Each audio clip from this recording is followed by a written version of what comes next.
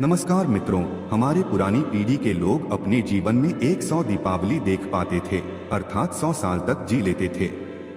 लेकिन आज के जमाने में 60 या 70 साल का जीवन भी अधिक माना जाता है, और उसमें भी जो लोग अच्छे होते हैं तो और भी कम उम्र में ही इस दुनिया को छोड़कर मृत्यु को प्राप्त कर लेते हैं।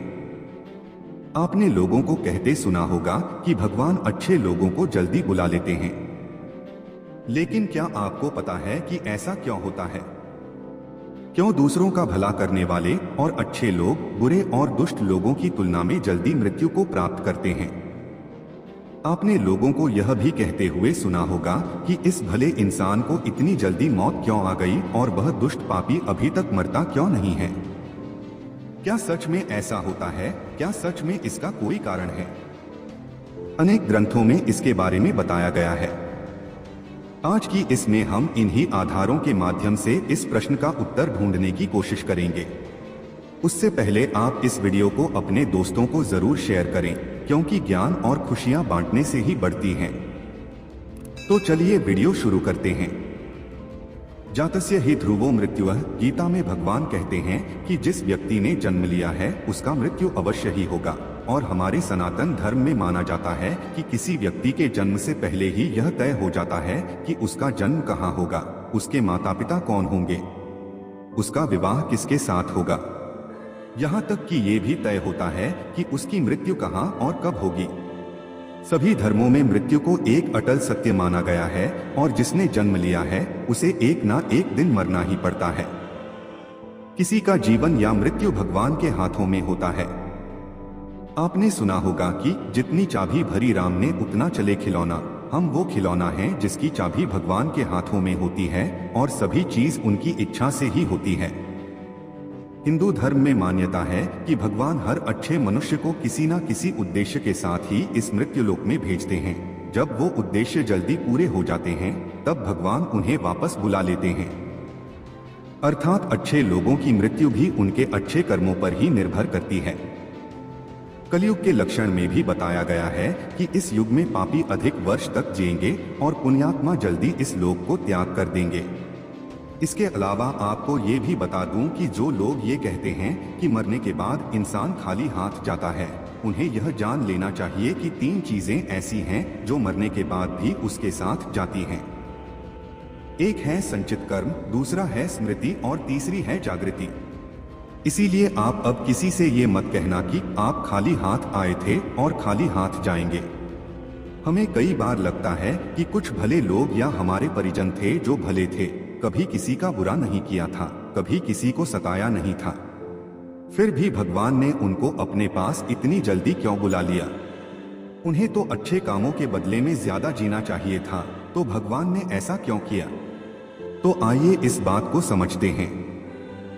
आपने कई प्राचीन कथाओं में सुना होगा कि जब कोई ऋषि मुनि या भगवान किसी अप्सरा या देवता पर क्रोधित होते थे तो उसे सजा के तौर पर पृथ्वीलोक यानी मृत्यु लोक में जन्म लेने का श्राप देते थे।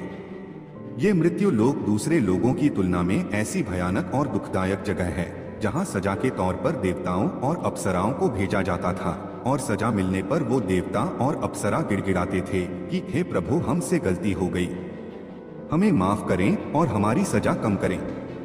यह मृत्यु लोक समस्त ब्रह्मांड में ना तो अच्छी जगह है और ना ही बुरी जगह है। आप इसे कर्मभूमि भी कह सकते हैं, और कर्मों के हिसाब से ही आपकी आगे की यात्रा तय होती है। जब हम जन्म लेकर यहाँ आते हैं तो हमें इस मृत्युलोक की माया जाल और मोह माया घेर लेती है, और हमें यह मृत्युलोक अच्छा लगने लगता है। हमें इस मृत्युलोक और यहाँ रहने वाले लोगों से मोह हो जाता है।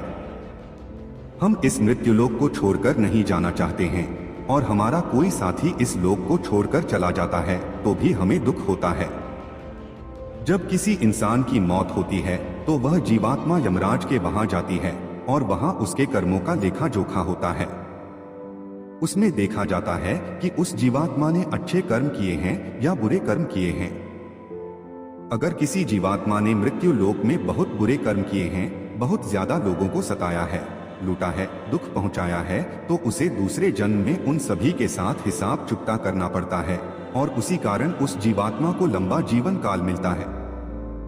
यदि जीवात्मा ने अच्छे कर्म किए हैं तो उसे अगले जन्म में कम सांसें दी जाती है। कई लोग कहते हैं कि अच्छे काम करने वाले को लंबा जीवन देना चाहिए और बुरे काम करने वालों को कम जीवन देना चाहिए। लेकिन भगवान ने जो व्यवस्था बनाई है वह सही और उत्तम है, क्योंकि इस मृत्युलोक में रहना और जीवन व्यतीत करना हमारा लक्ष्य नहीं है। हम जीवात्माओं का अंतिम लक्ष्य तो परम पवित्र बनकर मोक्ष प्राप्त करना है और परमेश्वर का सानिध्य प्राप्त करना है। हर एक जन्म के साथ हमें अवसर मिलता है कि हम अपनी चेतना के स्तर को अच्छे काम करके ऊपर उठाएं, क्योंकि हम बुरे काम करते हैं तो हमारी चेतना का स्तर नीचे जाता है और हमें हजारों और कई बार तो करोड़ों सालों तक इस मृत्युलोक में दुखों को झेलना पड़ता है। इसीलिए परमात्मा उनका जीवन काल कम रखता है ताकि वह जीवात्मा इस मृत्युलोक के कष्टों को कम सहन करें और परमधाम में जाकर परम शांति और परम आनंद को प्राप्त करें। और जिस जीवात्मा ने मृत्युलोक में बुरे काम किए हैं उसे इस मृत्युलोक की यातनाओं को ज्यादा देर तक सहन करना पड़ता है और कई हजारों लाखों जन्म के बाद ही उसकी आत्मा पवित्र होती है, तब जाकर उसे परमधाम की प्राप्ति होती है। दूसरी बात यह है कि हमारा इस मृत्युलोक में जन्म किसी न किसी उद्देश्य से होता है और जब वह उद्देश्य पूरा हो जाता है तो भगवान हमें वापस बुला लेते हैं। ऐसा नहीं है कि सभी लंबा जीवन जीने वाले लोगों ने पूर्व जन्म में बुरे काम ही किए हो, लेकिन वह अभी जीवित है तो इसका मतलब यह है कि उनके जीवन का उद्देश्य अभी तक पूरा नहीं हुआ है।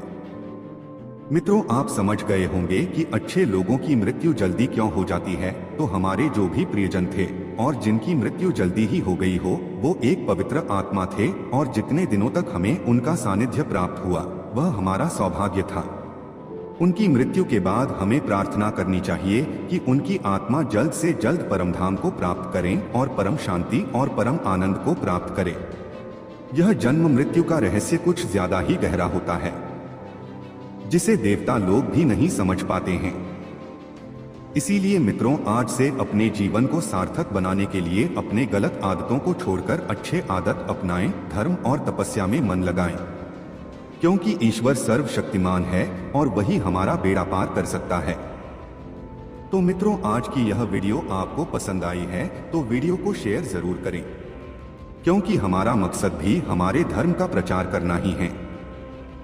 इसलिए 5 लोगों तक यह वीडियो जरूर पहुंचाएं। मिलते हैं अगले वीडियो में, तब तक के लिए नमस्कार।